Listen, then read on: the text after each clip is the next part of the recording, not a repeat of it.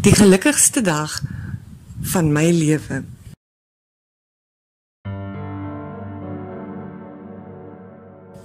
Ek en my stiefsuster Chloe het nog nooit oor die weg gekom nie. My ma het met haar pa getrou toe ek 12 was en sy was 15. Sy het my ma die skuld gegee dat haar ouers se huwelik verbrokkel het, al het hulle mekaar 'n jaar na hulle egskeiding ontmoet. My pa het my ma 'n paar maande nadat ek gebore is, verlaat omdat hy nie gevoel het hy is gereed om 'n ouer te wees nie. Chloe vryf dit graag in my gesig en sê gedurig vir my dat geen man my ooit sal lief hê nie. Sy is 3 jaar gelede met haar kerel getroud. Hulle het 'n massiewe troue gehad in 'n skilderagtige kasteel wat oor 'n meer uitkyk.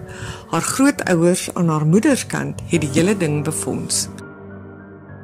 Ons stiefpa het haar in die paadjie afgestap en sy het die hele dag baie gelukkig gelyk.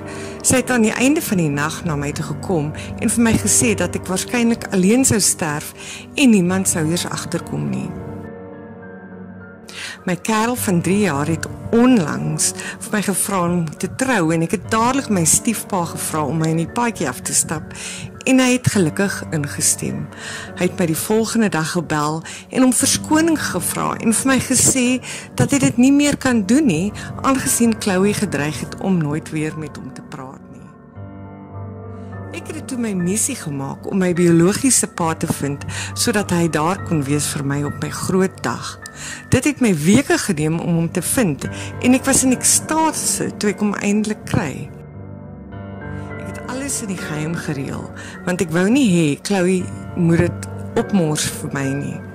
Daardie wraaksigtige teef sal enigiets doen om my troudag te bederf. Ek het nog nooit gelukkiger gevoel toe ek my pa se rolstoel in die paadjie gestoot het nie. Alle oë was op my gerig en vir die eerste keer was Chloe nie die middelpunt van die aandag nie. Ek het 'n paar mense gehoor snak na asem en ek het geweet almal was verstom oor hoe mooi ek lyk. My verloofde het daar gestaan met sy mond wat oopgehang het. En toe ek by die altaar kom, ek die rolstoel met my pa se verrottende lijk eenkant toe gestoot en was voorbereid om die gelukkigste dag van my lewe te geniet.